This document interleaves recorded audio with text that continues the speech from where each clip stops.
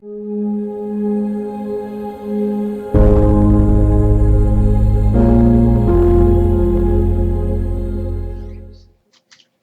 morning, everyone. Good morning. Oh, everyone is awake. Very surprised. Thank you for coming. We are very happy to have you guys here one more time on this beautiful sunny day outside. So today we're gonna have the lecture done by our friend Joyce, and it's gonna talk about the spiritual family. But before we do that, Marco is gonna do the initial reading and the prayer for us. I'm going to read a passage from the book Happy Life by Joyce Franco and the Spiritual Evangelist. Never do something wrong and let it go at that. Give yourself the right to make a mistake, but make yourself correct it. Bitterness, rage, and violence must give way to happiness, goodness, and peace. You're reincarnated to grow and be happy. Abandon the highways of emotional bondage and scale the steps that will carry you to the victory over yourself. Whoever does not tame his bad inclinations becomes the victim of the disorder they led to.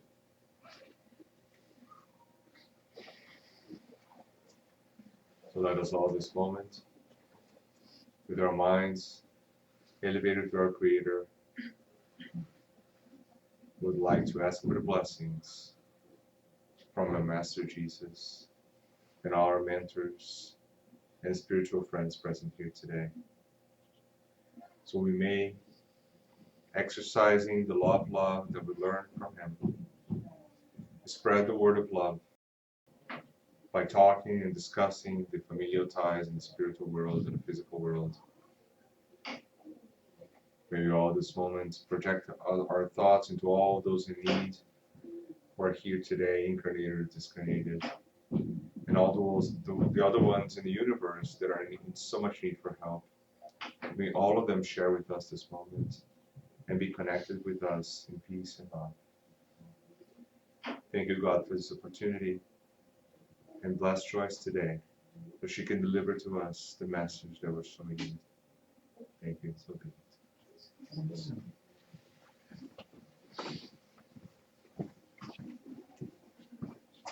Good morning, everyone. Good morning. It's always a pleasure to be here again, and giving a talk is, I have to say that it's always better for whoever is here in my position, because it kind of forces us to read more and learn more. So it's always a very nice learning experience for me. And I will excuse for some cough here and there because I'm recovering from a cold. So I apologize for that, but hopefully we can all go through the talk today. Will not be a very long talk anyways. So I'm going to talk about the spiritual family.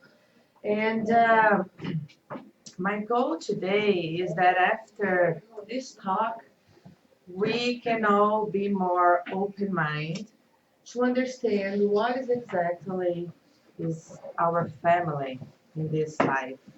So I hope that at the end we all leave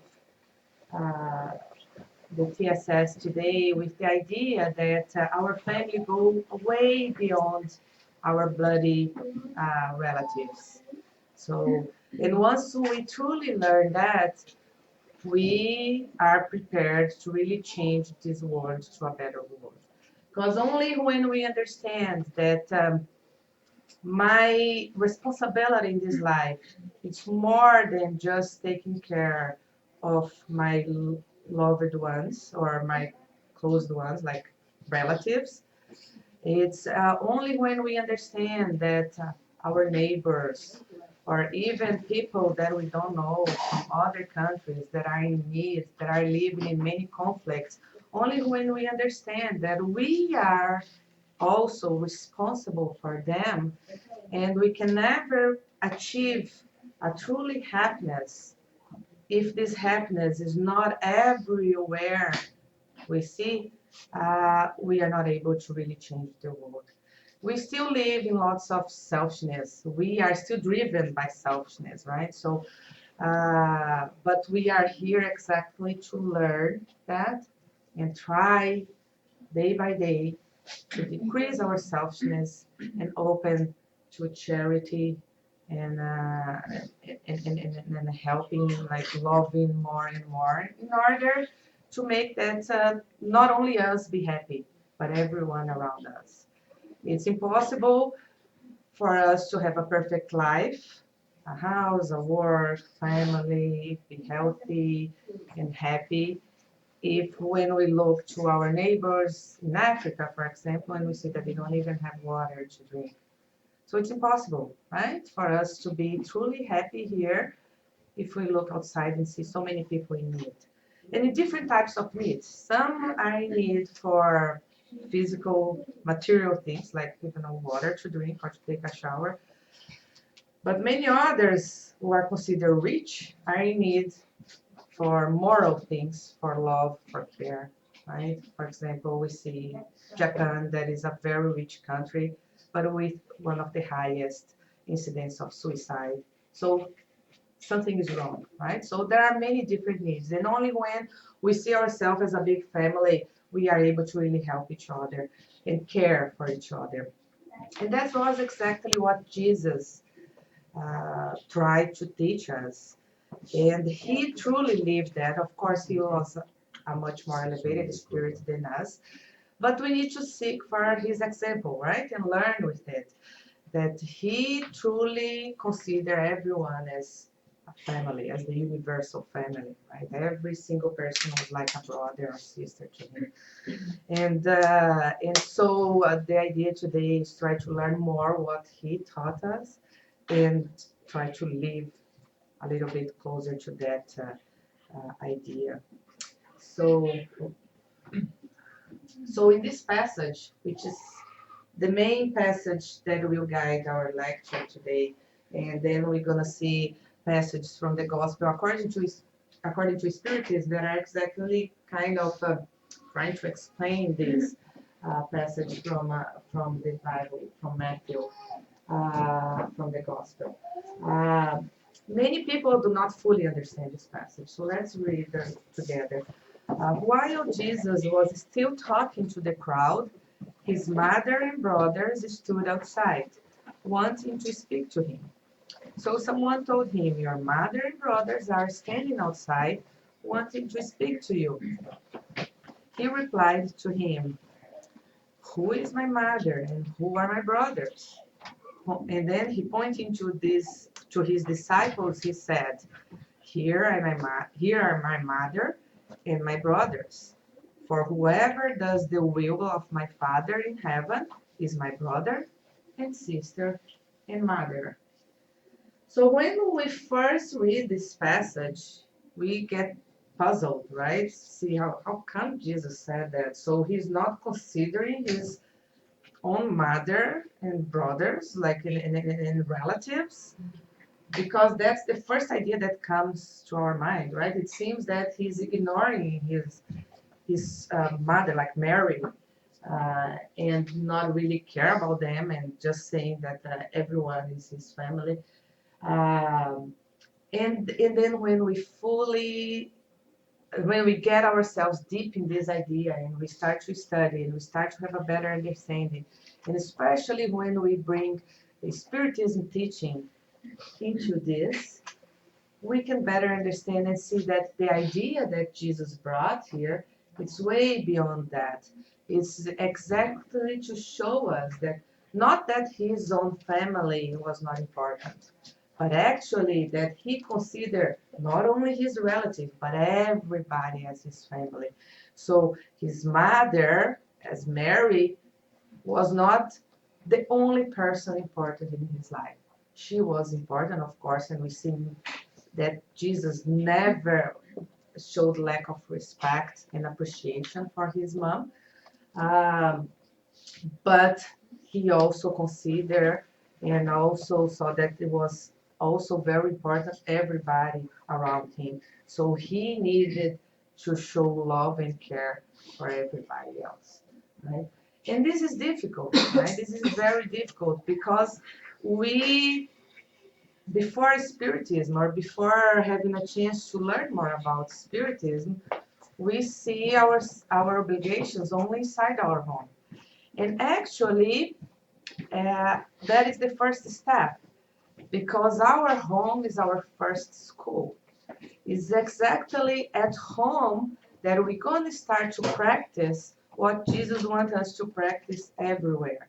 So, and that's the reason that we are born in the family that we are. Like, and everyone can see yourself here and see your own family and see all the problems that you might have, because I'm sure nobody here has a perfect family.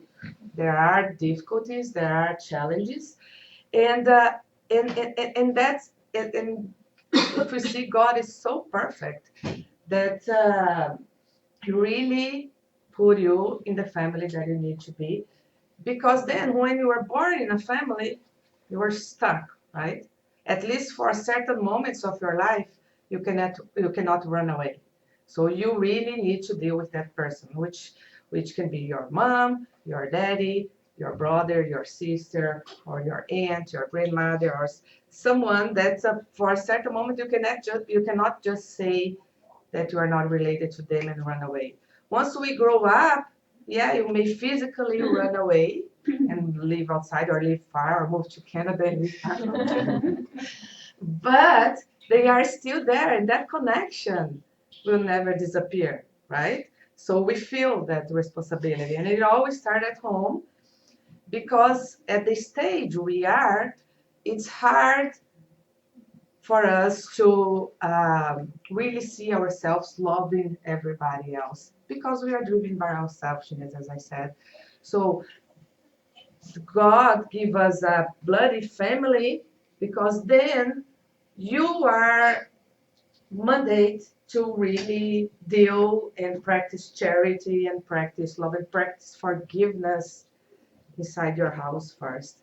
Because once you are able to do that inside home, you will start to be able to open for the whole family, for the universal family, right? So it always starts at home as our first school. And then at some point, we're going to reach to this level of Jesus and see everybody else as our family. And once we understand that, and we truly believe that there is one God, that is our Father, and that single God is the Father of everybody here. So there is no other way for us not to be brothers and sisters, right? We just need to feel that from inside. So in the Gospel according to Spiritism, chapter 14 is the main chapter to discuss all these questions. So for those who are interested, chapter 14 discussed all the things about family ties, bloody ties, spiritual family, and all the consequences and all the connections, all the meaning. And then once we read that, we not only understand better this passage from the gospel, from Jesus, but we also understand many situations in our own family. We start to understand why, for example, we see occasionally, it's not common, thankfully, but we still see a mother that rejects the child right away, right after birth, or sometime even before, and go for abortion, for example, for many reasons. I will not get into that, but we see sometimes a rejection. And then for our eyes, especially our material eyes that are not so evolved, it's so hard to understand how come a mother reject daughter or a son, just throw in the garbage or do whatever, or like does not have that attachment, right? Especially those here who are already mother or parents. It's even harder to say how come, right? But then we can only understand when we understand Spiritism, and we see that all those spirits has a background and come with some problems, and they are together for a reason. That's the only way for us to understand, right? Because that child did not even have a chance to really cause any harm to that mother, right? So how come that happened? And also the same thing when we see, and probably you guys can relate to this example, When you have a friend that you feel a lot more closer to you than your own brother or sister, your bloody brother and sister, right? That is super common. That you see your connection to a friend that you get together like later in life, and your connection right away is a lot stronger, and you feel a lot more connected and loved by that person than by your own brother or sister that for some reason you may not do well, or even if you do well, but you're not so close. So how to explain that is exactly by the Spiritism that tells us that the connections and the persons that we meet in life, there's always a reason, right? And many of them, many of the persons that come to our lives in this present life, uh, there are reasons, there are previous connections or previous background that we were together in different moments in previous lives. And so now when we understand that, we understand the situations that and conflicts that we have in life. So the first thing that the chapter tells us is that blood ties do not necessarily create bonds between spirits, right?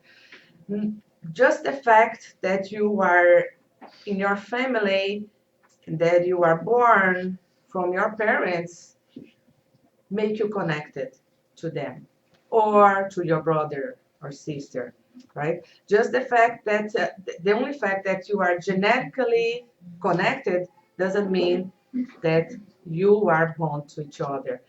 So, and why is that? Because the body, the physical body, comes from the body, but the spirit are not created at that time, right? The spirit does not proceed from the spirit, since those spirits, they come from many incarnations before the formation of that body.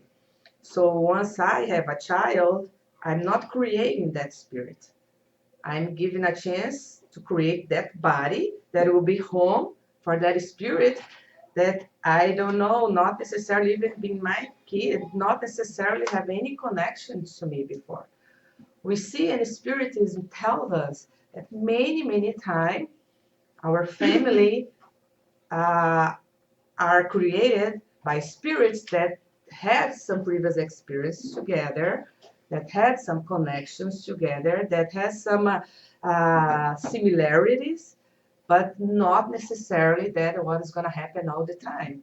Sometimes a spirit that never really crossed my life before in other experience, they can be born as my child. And that's for sure, there's a reason. Maybe either that spirit needs something from me, or and then will teach me something, or the other way. I need something from them. I need to face a challenge with them, or maybe it's a spirit that is in lots of needs, and the spiritual world see me as a perfect person to help that going through that challenging. So they will put that spirit as my child in hope that I can fulfill that mission. And all that is planned ahead of time, right? So that's why we cannot see ourselves as victim in the family we are.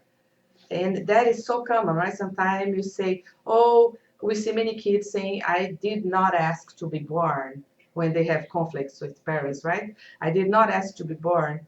Sorry, you did, right? Because that was planned in the spiritual world.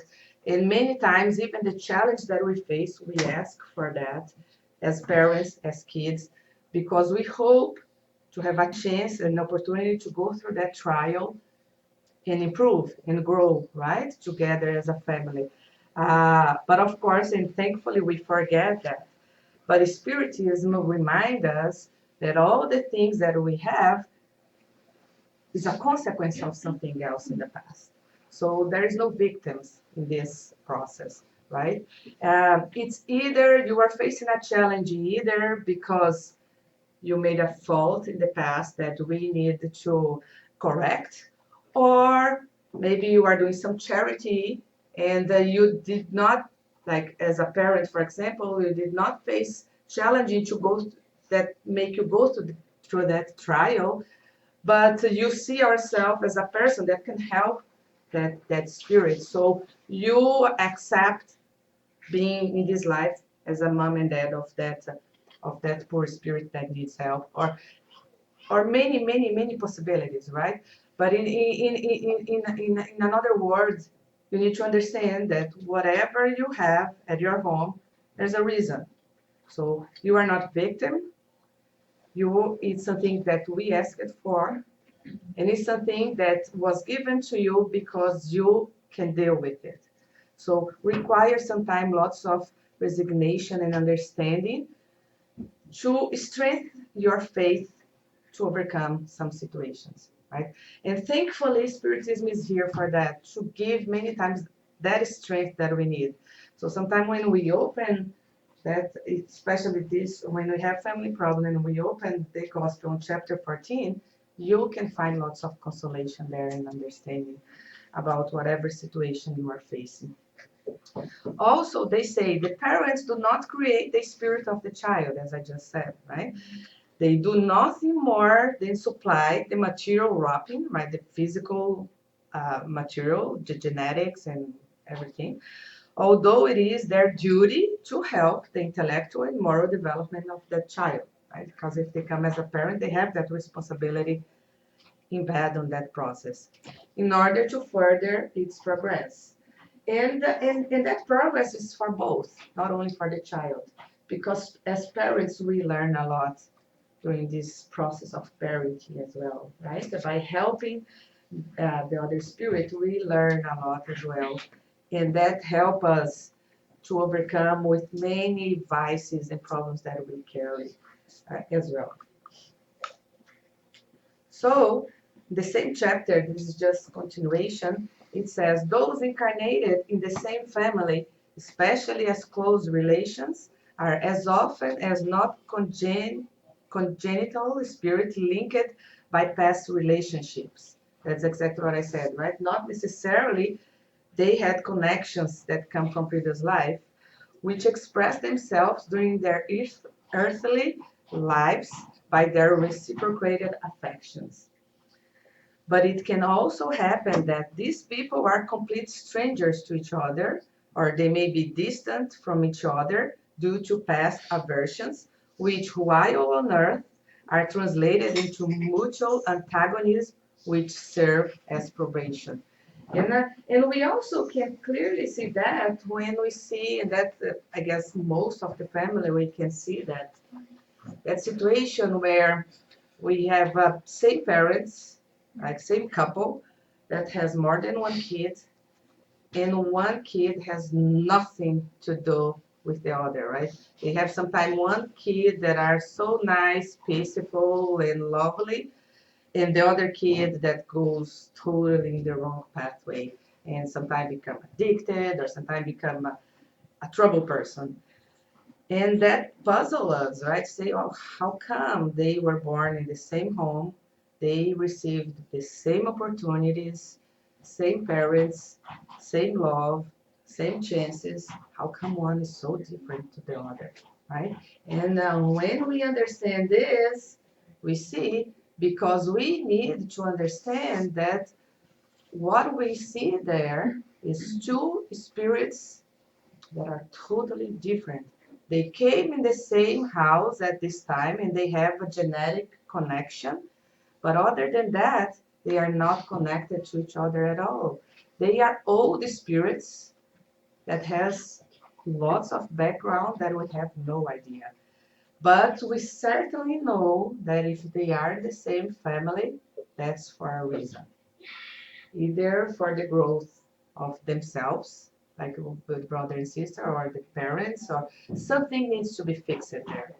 And that's why we need to take every opportunity. Once we as spiritists have a chance to know that, it's really like a red flag to us in terms of, hey, take the chance now. Because if you do not fix the problem now, the problem will come back, right? We know the things will not go away by a miracle. And if that relationship that we have that is sounds very challenging for you now, and not only in the family but everywhere, right? If that problem is not solved now, we'll come back again. It can be different relationship, like instead of being brother and sister, gonna be mother and child, or wife and husband, or something. But we're gonna come back together to solve that situation. So that's why once we have the chances to get this knowledge, we also acquire lots of responsibility. And especially for us here, let's say, I can tell by my example, because I'm pretty much the only spiritist in my family. The rest of my family is different religious background or different faith. So I cannot expect for them to have the same understanding that I do. So maybe it's my responsibility to do the first step.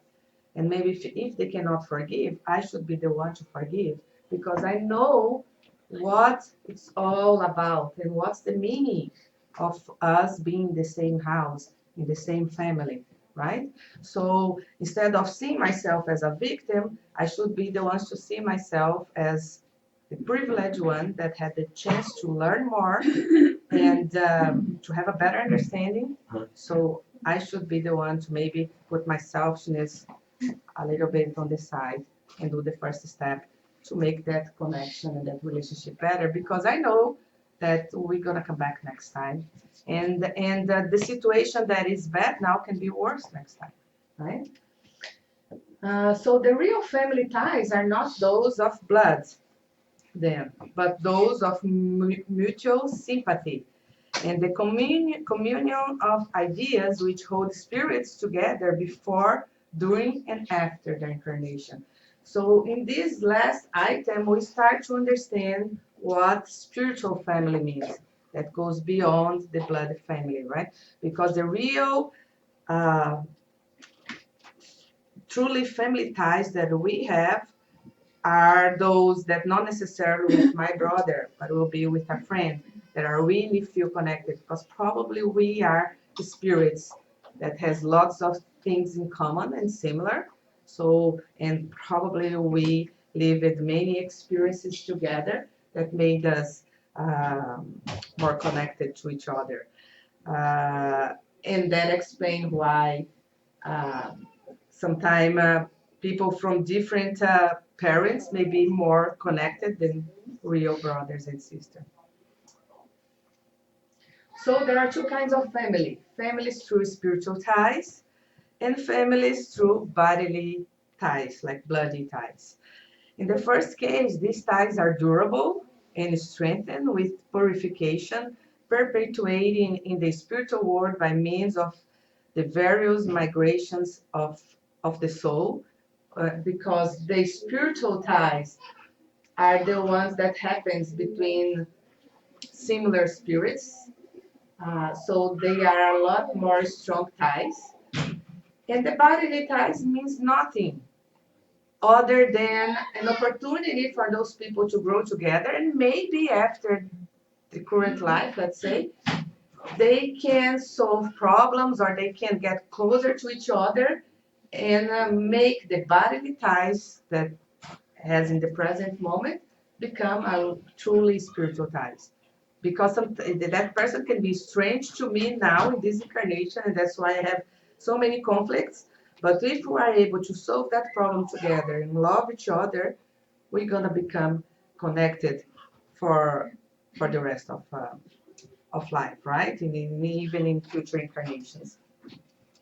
So in the second case, which are the bodily ties, the ties are as fragile as the physical body itself, extinguishing them with them, and in many instances, dissolving morally, even in the actual existence. Right? And then we see that sometimes the person just run away from the family, and nobody hear about that anymore. Like a father, for example, that just abandoned their family and goes away, nobody like they disconnected totally, right, from each other. This was what Jesus was trying to make comprehensible when he said to his disciples, "Here is my mother and my brothers by spiritual ties, because all those who do the binding of my Father who is in heaven are my brothers, my sisters, and my mother." This is exactly what he said in that passage. So, in the book Vida e Sexo, Life and Sex, I don't think this book is translated to English yet. It's from a spiritual manual and was psychographed by Chico Xavier. He said, Emmanuel tells us, of all the association on earth, except for humanity, of course, none is perhaps more important in its educative and regenerative function than the constitution of the family. And that's exactly what I meant initially when I said that our family is our first school, right? Uh, it has all the things that you need to really learn whatever you need to learn. It's in your family, it's in your house.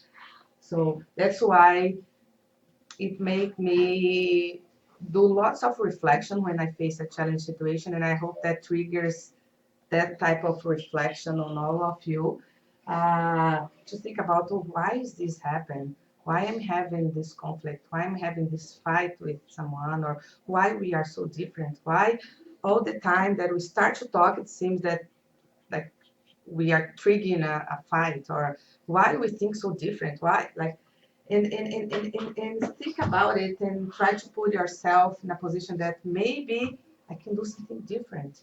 I can change the energy. I can make it, I can forgive more and make that person feel closer to you, and when you get together will not be a repel, will be some attraction, right? It's exactly, your family is exactly what you need to learn. So here, I just want to bring this example from this book, but in this series of André Luiz, it's amazing how much we can learn with different topics, different things about the spiritual life. And this connection and this understanding about family ties and spiritual ties uh, can be learned and can be read in many different books from André Luiz. Between Heaven and Earth, I put it here because it's one of my favorites. And you can see exactly what I meant by understanding the problems that we're having in a family, and also understanding that our family goes beyond our bodily family, because there are many other connections from other people that we interact in other lives, and that connections in some way will gonna reflect in what we are today and how we respond to different situations in your home. And sometimes a person from a different house, you can have had some experiences in different lives, and there's a reason that that person come to your life now, and maybe changing the environment of your family now, and so on. So it's all that understanding about what exactly is the universal family and the bodily family. um, I will not go into the story because also we need many hours, and it's very, for those who read the book, you understand that it's very complicated, because there's, at the end we realize that all those characters, all those people here, they in some way um, interact with each other either in this life or in the previous life. They are different families, but we see the book start to show how at the end they are all interconnected. And we also understand that the meaning of the challenges you have in this life, in a way that you see that you are never a victim, that everything, the problems that we have is consequence of something else. So, and again, not only this book of André Luiz, you can learn that, but this is one of them that teaches most about the importance of family as a school, and also the importance to consider everyone else as well outside of your family, because you might have had something together. So, for example, I will just use one person in this story to tell, which is Julio, which is a child that initially um, he was the son of Odila and Amaro, and in the book start, Odila already passed away. But Amaro started a new relationship with Zulmira, and he had Evelina and Julio as a kid. And Zulmira never had strong connection with Julio, which was his stepson.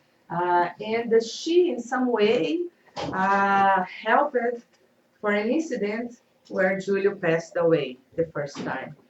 So Odila, which is the first mother of Julio initially, was in the spiritual world, but started to obsess this family here because she knew that Sumira did not help to prevent Julio's death, Julio's first death.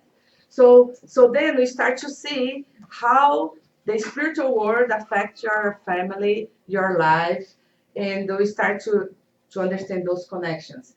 And then what happened during the book that Julio reincarnates as a kid from this couple here. So now Zulmira, that in some way did not prevent his death, she will receive that same spirit as his own child in order to repair her previous mistake, right?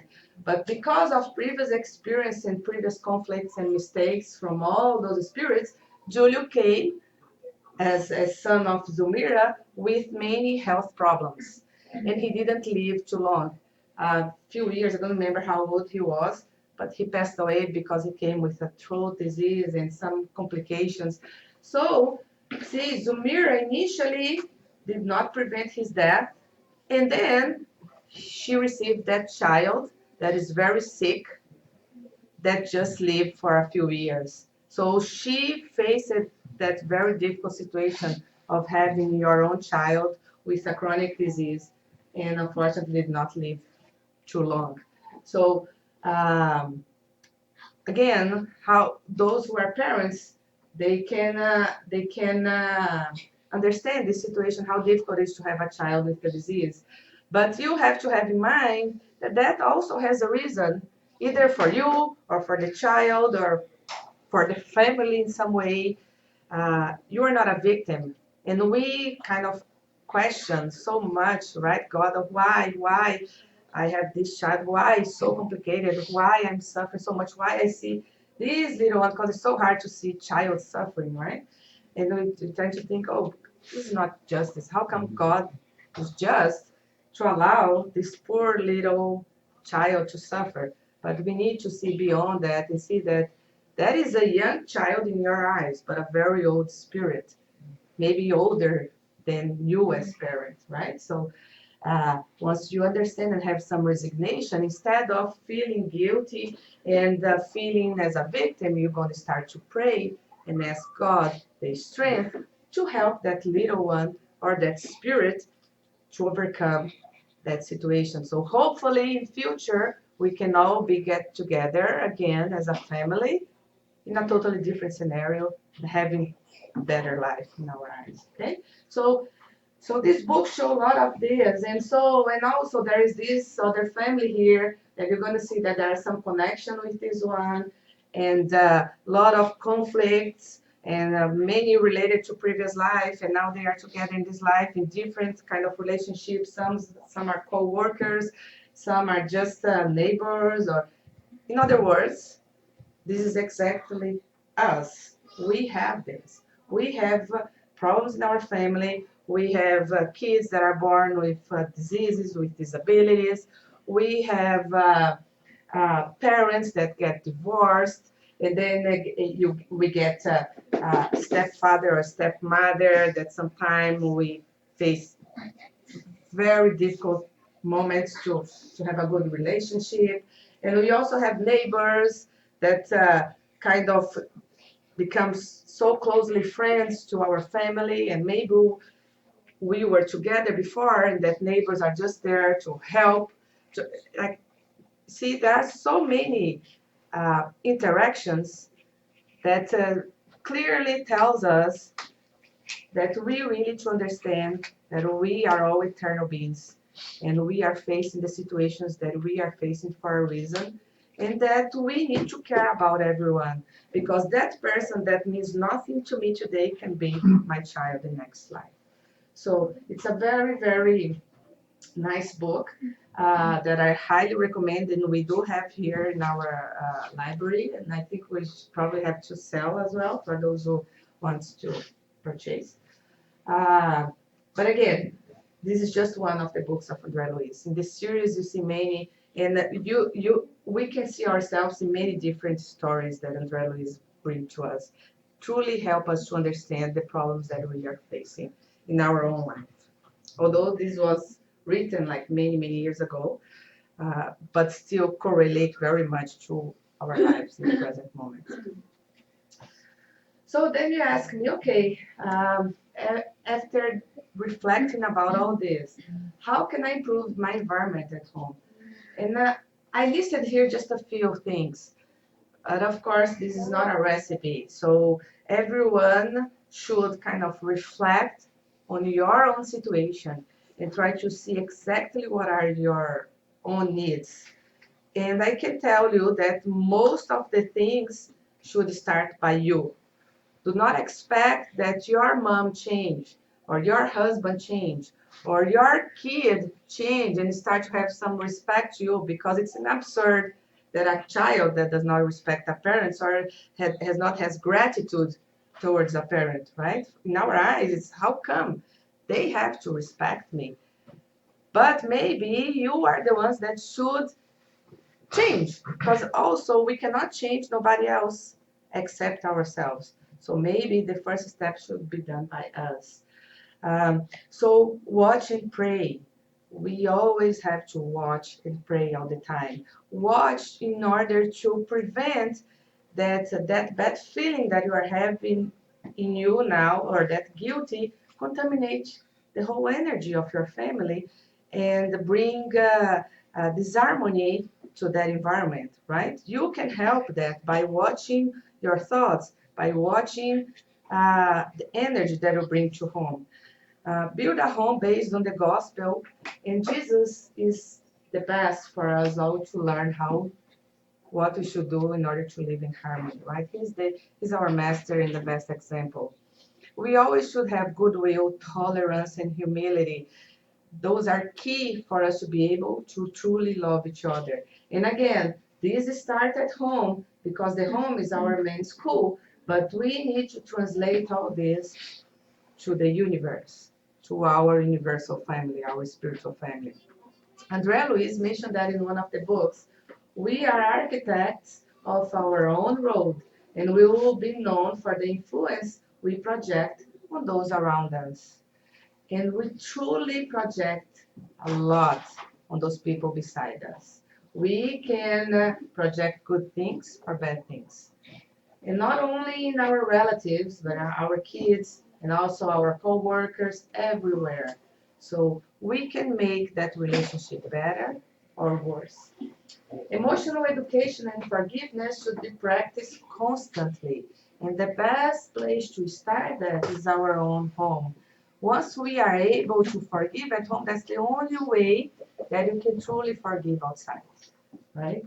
Jesus said, reconcile with your opponent as you are on your way with him. So take advantage of this present life. Reconcile now, because in future it can be worse. In a different, like if you do not reconcile now, you're gonna come back again, and it might be in a even more difficult situation. Charity starts at home, and there are many passages in the Gospel according to Spiritism that we learn that you really need to start to give a little bit more of yourself without expecting anything in return at home, right? As parents, we do that a lot, but not everyone has a chance to be parent. But also, I can tell because I'm a parent too. we sometimes do, and we think that we are not expecting, but we realize that we were expecting when we see that your kid does not have the gratitude that you expect. So then I reflect to myself, oh, so actually I'm giving, but I'm expecting something back, right? Because we are still driven by our selfishness. So really through that love and that care, without expecting anything back, do your job. And the return will come to you for sure. Maybe will not come in this life, but every good thing that you do, you're gonna get a payback from that. Come to a Spirit Center with your family. For those who have a chance, bring your family, get together, learn, study together. And I think this is key, the gospel at home weekly. This can really change your house.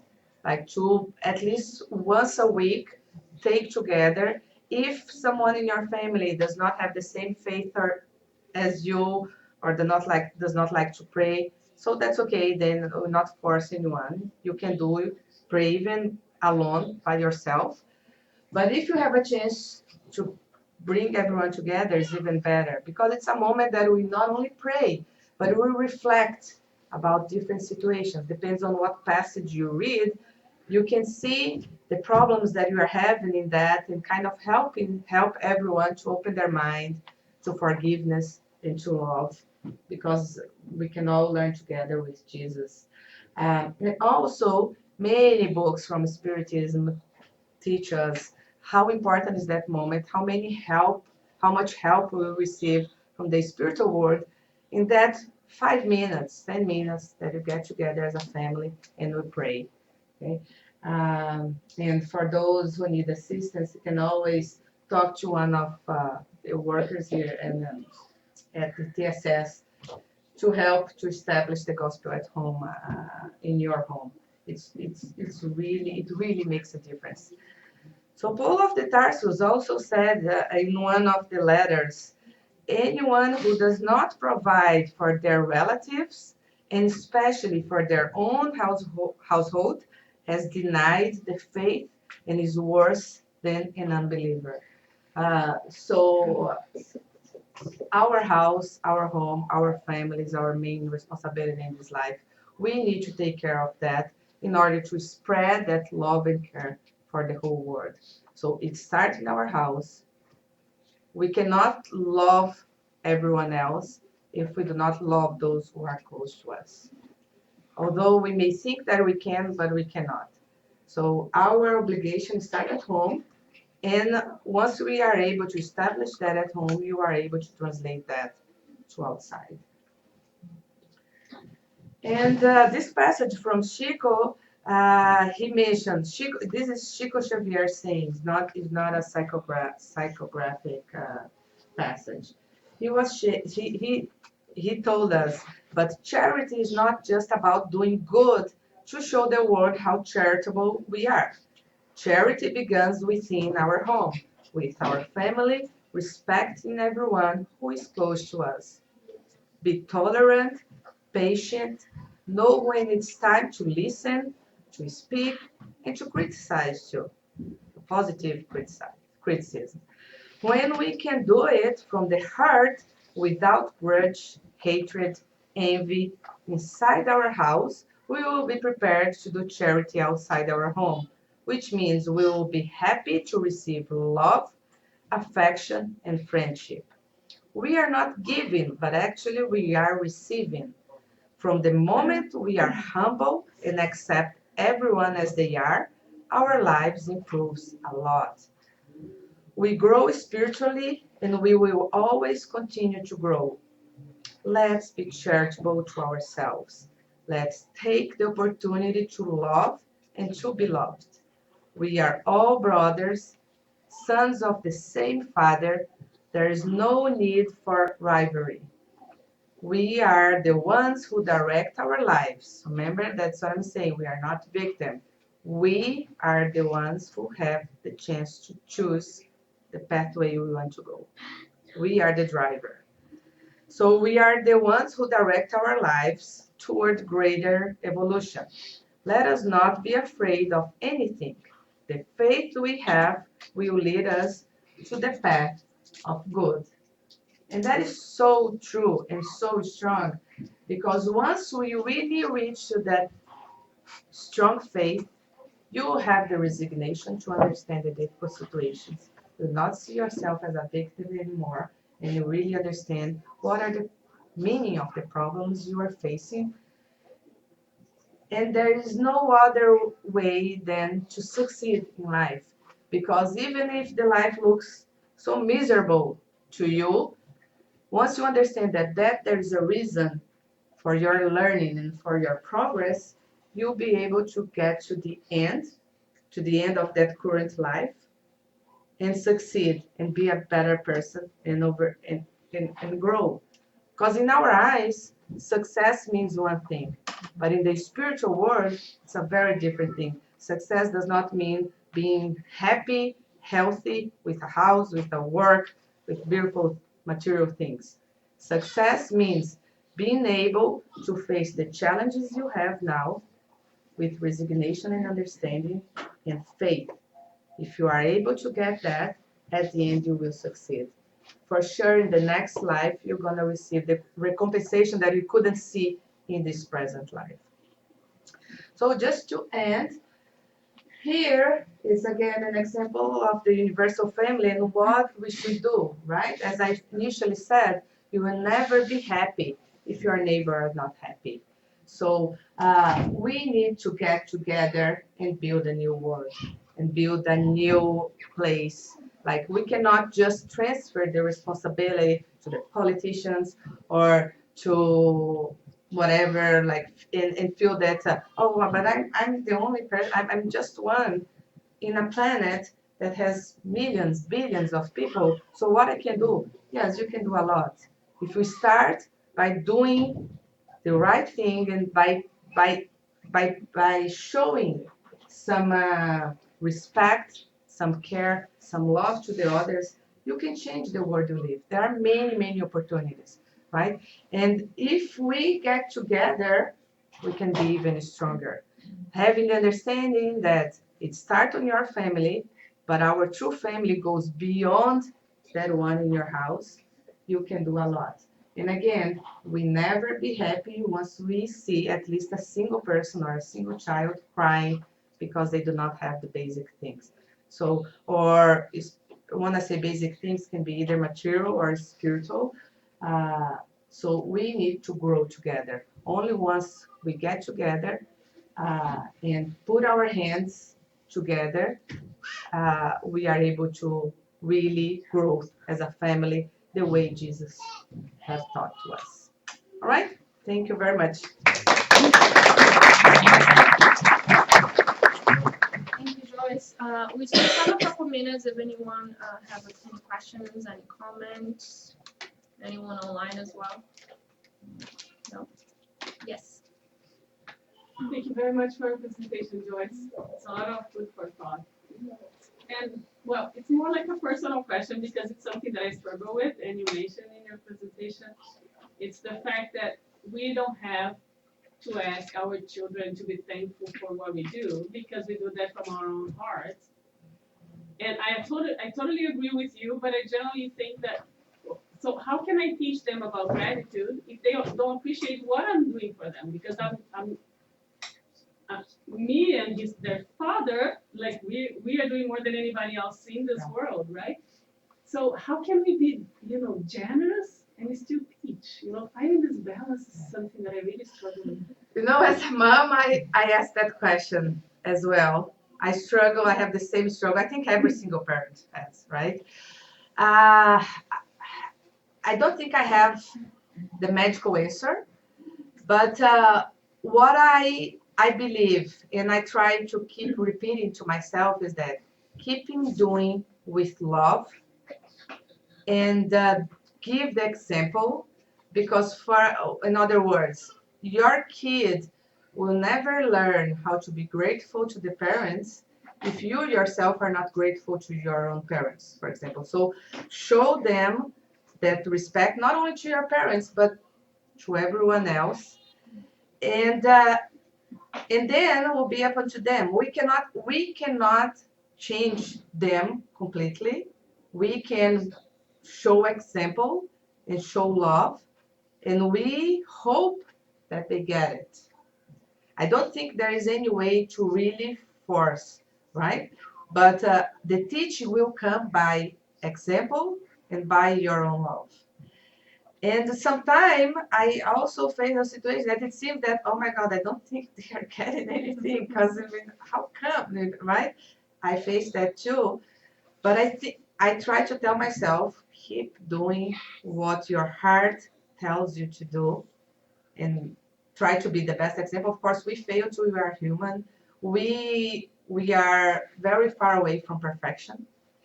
And we need to forgive ourselves too with that. And sometimes we need to apologize and say, oh, son, I mean, I did that wrong, sorry about, and those kind of things. But I think that's the only way. I mean, keeping doing it, and we hope that they can get by the example. Example, I think, is key, right? And you need to show that the things that you are teaching, you do, like not only with your own parents, but with everybody outside. Right? They need to see you are doing what you are saying. And then it will be up unto them, because then they have all the tool that they need. Like that's our obligation as parents, and they will make their own choices. That we cannot interfere much.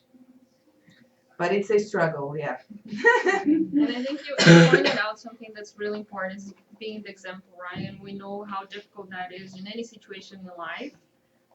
And I feel like, as you said, is always also being charitable towards ourselves when we make a mistake and not making you feel miserable just because you are responsible to educate that kid, and then you make a mistake and you're like, oh my God, I'm the worst. I cannot even show them by doing it. And I feel like I learned so much from my mom by the way she acts and not by her words. And many things we learn later in life. Oh, yeah. Because we can see that many things that our kids does, we kind of remember, oh, maybe I did this as well. And now I have, especially living far away, I started to give so much values for things that I didn't before. And that came very later on my life, like as a grown up, right? So at some point, they will learn, they will get the message. Sometimes it seems that they don't give the proper value now, but once they miss it, unfortunately, sometimes we learn only once we miss it, right? So I think we just need to persevere in our work. It's a day by day. Yeah, we need to believe that that's like we are. Yeah, it's a seed, right? Yeah, that we are seed. cultivating, Exactly. and sometimes I tell myself, okay, I'm planting, I'm cultivating this. At some point, it will flourish. Yeah, it takes Even time. if it's not in this life, because that's the reality, right? Sometimes we're not flourish in this life. It's true. Any other questions, comments?